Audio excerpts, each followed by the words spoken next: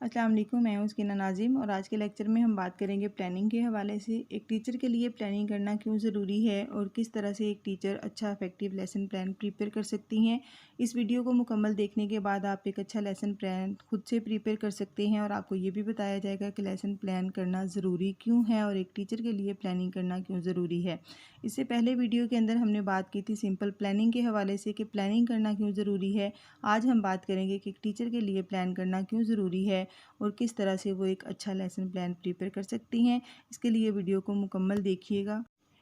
Teacher के लिए plan करना इसलिए ज़रूरी है क्योंकि जब भी कोई टीचर बिना प्लान के किसी क्लास में चला जाता है तो उसे यही नहीं पता कि उसने आज के दिन में अपनी क्लास में 40 मिनट्स के ड्यूरेशन में कौन सा टॉपिक पढ़ाना है और किस तरह से पढ़ाना है।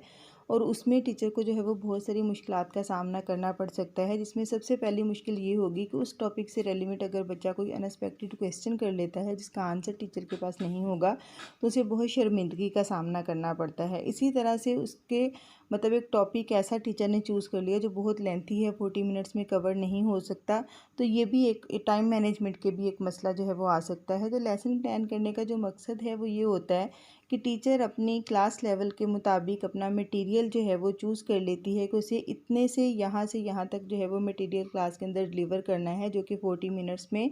टाइम भी उसका मैनेज हो जाएगा और वो बच्चों को लेसन भी अपना प्रॉपर जो है वो डिलीवर कर सकेंगी। इस तरह से फिर उस टॉपिक से रेलिवेंट कौन से पॉसिबल क्वेश्चंस जो है वो बच्चे रेज़ कर सकते हैं, उनके आंसर टीचर ऑलरेडी जो है वो अपने माइंड में प्रिपेयर कर सकती हैं।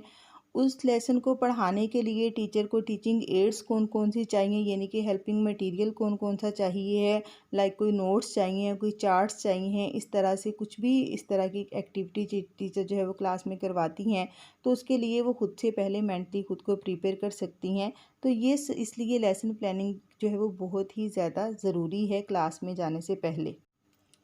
लेसन प्लानिंग के 4 मेन स्टेप्स हैं, जिसमें सबसे पहला आपके पास लेसन ऑब्जेक्टिव्स हैं, इसको लर्निंग आउटकम्स भी कह सकते हैं आप।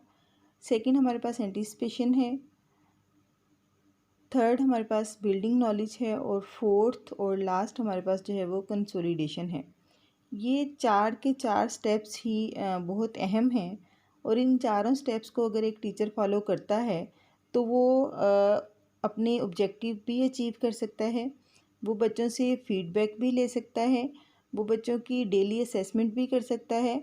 और वो बच्चों के साथ अपना एक बहुत अच्छा इंटरेक्शन भी बना सकता है। तो इन चारों ये हमारे पास जो चारों स्टेप्स हैं इनको वन बाय वन हम अपनी इस वीडियो के अंदर जो है वो डिस्कस करें। लेसन प्लानिंग का जो सबसे पहला स्टेप है वो है लेसन ऑब्जेक्टिव। लेसन ऑब्जेक्टिव सबसे पहले आपको सेट करने हैं कि जो भी टॉपिक आप क्लास में डिलीवर करने जा रहे हैं उसके मकसद क्या है, उसका ऑब्जेक्टिव क्या है, आप क्या एक्सपेक्ट कर रहे हैं कि इस टॉपिक को पढ़ने के बाद बच्चे जो है वो आपको क्या आउटपुट दे सकते हैं या क्या आउटपुट आपको मिल सकता है या क्या आउटपुट आप बच्चों से एक्सपेक्ट कर रहे हैं। ऑब्जेक्टिव जब एक टीचर सेलेक्ट करता है तो ऑब्जेक्टिव सिलेक्शन में सबसे पहले वो ये देखता है कि ऑब्जेक्टिव्स जो है वो जो मकासद वो सिलेक्ट कर रहा है वो रियलिस्टिक होने चाहिए ताकि वो अचीवेबल हों, मतलब उनको अचीव भी किया जा सके। ऐसे कोई ऑब्जेक्टिव आपने सेलेक्ट नहीं करने जो कि आपको क्लास में लेसन पढ़ाने के बाद अचीव नहीं हो सकते।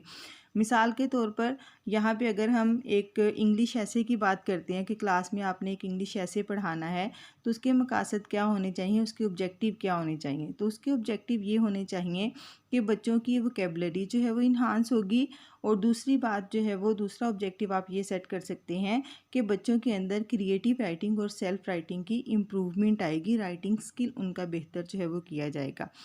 अगर आप इसकी बजाय ये कह लें कि आप इंग्लिश ऐसे पढ़ाने जा रहे हैं लेकिन ऑब्जेक्टिव आप ये सिलेक्ट करते हैं कि इस लेसन को पढ़ने के बाद बच्चे जो है वो खुद से स्टोरी बना सकेंगे या स्टोरी लिख सकेंगे या लेटर राइटिंग कर सकेंगे, तो ये ऑब्जेक्टिव आपका जो है वो रियलिस्टिक नहीं होगा क्योंकि आप पढ़ा ऐसे रहे हैं और बच्चों से आउटपुट आप क्या ले रहे हैं कि वो लेटर लिख सकेंगे, वो स्टोरी लिख सकेंगे। तो ऑब्जेक्टिव आपका वो होना चाहिए जो आपको पता हो कि इस लेसन को पढ़ने के बाद मेरा बच्चा जो है वो ये आउटपुट मुझे दे सकता है, ये आउटपुट मुझे क्लास से मिल सकती है और वही आपका ऑब्जेक्टिव होना चाहिए।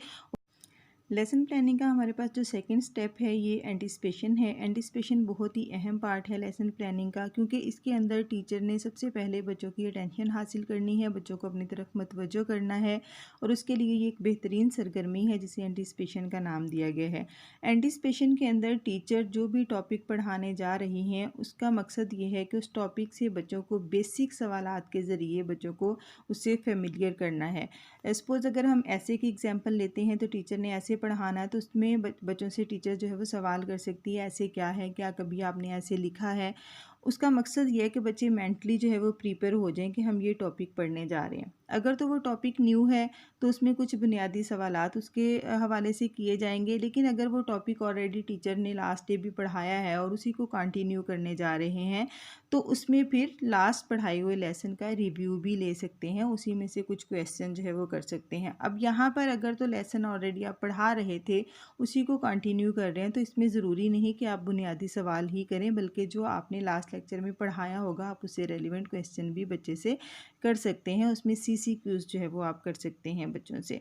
तो इसका मकसद ये है कि बच्चे आपके एक्टिव हो जाएं, अटेंटिव हो जाएं और वो लर्निंग के लिए रेडी हो जाएं, और नेक्स्ट जो है वो फिर आप अपना लेसन जो है वो उनको कंटिन्यू कर सकते हैं। अगर एक टीचर क्लास में एंटिसिपेशन के बगैर ही जाके अपना टॉपिक पढ़ाना शुरू कर देते तो उसको कभी भी 100% कामयाबी हासिल नहीं हो सकती है, क्योंकि वो बच्चों की अटेंशन हासिल करने में ही कामयाब नहीं होता है। तो बच्चों की अटेंशन हासिल करने के लिए एंटिसिपेशन की एक्टिविटी बहुत ही ज़रूरी है। लेसन प्लानिंग का थर्ड जो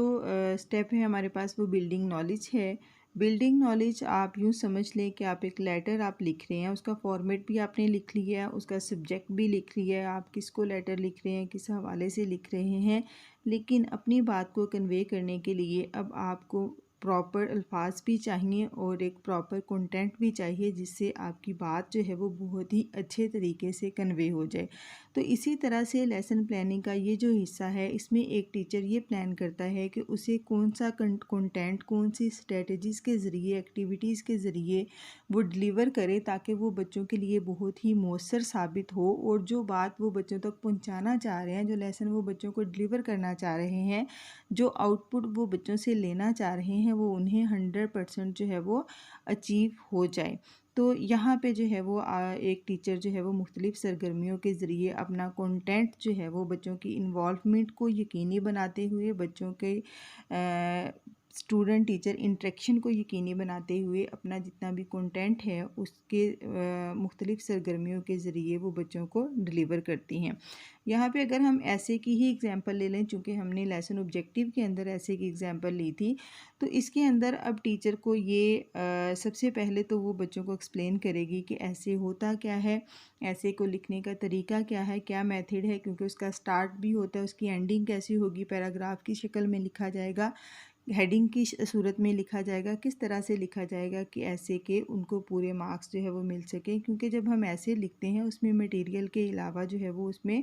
वोकेबलरी भी देखी जाती है, उसमें किस तरीके से लिखा गया है उसका प्रोफेशनल तरीका भी देखा जाता है।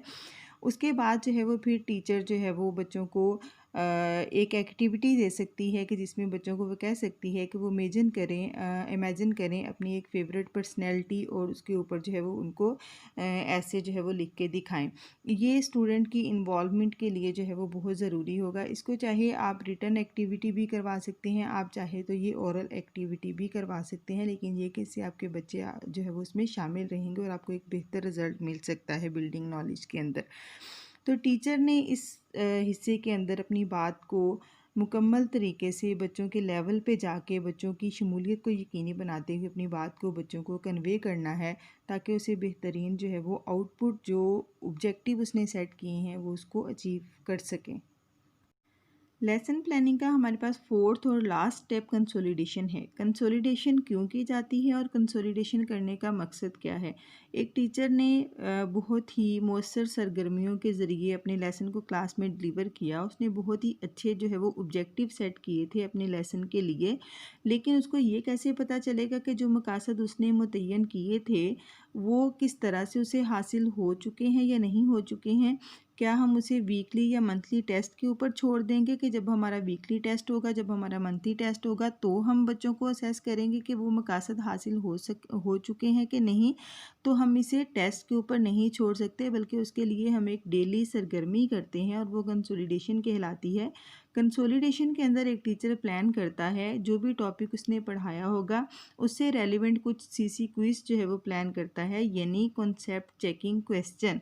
कॉन्सेप्ट चेकिंग क्वेश्चन का मकसद ही ये है कि आपने चेक करना है कि आया जो कॉन्सेप्ट आपने बच्चे को दिया है, जो कंटेंट आपने बच्चे को दिया है, जो लेसन आपने डिलीवर किया है, बच्चे ने किस हद तक उसको पिक किया है, किस हद तक आपके मकासद जो है वो आपको अचीव हुए हैं। और यहाँ से जब बच्चों का रिस्पॉन्स आपके सामने आएगा, रैंडमली बच्चों से क्वेश्चनिंग करने के बाद जब उनका रिस्पॉन्स आपके सामने आएगा, तो वहाँ से आप कंक्लूड कर सकते हैं कि जो लेसन आपने डिलीवर किया था, जो मकासद आपने इस लेसन के लिए चूज़ किए थे, वो आपको किस हद तक हासिल हो चुके हैं। अगर तो वो मकासद आपको 80 से 90% के दरमियान जो है वो हासिल हो चुके हैं, तो इसका मतलब है कि आपका लेसन काफ़ी हद तक जो है वो सक्सेसफुल रहा है। जो बाकी 10% स्टूडेंट्स हैं उनका हो सकता है वो लेवल ना हो पिक करने का, लेकिन उन 10% के लिए आप उस लेसन को जो है वो दोबारा से किसी एक्स्ट्रा टाइम के अंदर रिपीट कर सकते हैं। उनको अलग से जो है वो आप दोबारा से कॉन्सेप्ट क्लियर कर सकते हैं। लेकिन अगर आपको लगता है कि आपकी जो कंसोलिडेशन के अंदर आपको स्टूडेंट के आंसर का जो रिस्पॉन्स है वो आपको 50, 55 या 60% तक मिलता है, तो इसका मतलब है कि ये लेसन आपको दोबारा से बच्चों को किसी और सरगर्मी के ज़रिए से बच्चों को दोबारा रिपीट करवाने की ज़रूरत है, ताकि आप अपने मकासद को हासिल कर सकें। या तो आपने मकासद जो है वो रियलिस्टिक चूज़ नहीं किए होंगे, या आपकी सरगर्मी जो है वो मौसर नहीं होगी, जिसकी वजह से बच्चे आपके लेसन को पिक नहीं कर पाए होंगे। तो ये था हमारे पास एक मुकम्मल लेसन प्लान बनाने का मुकम्मल तरीका, तफसील के साथ आपको बता दिया गया है। मज़ीद वीडियोस देखने के लिए मेरे चैनल को सब्सक्राइब कर लें।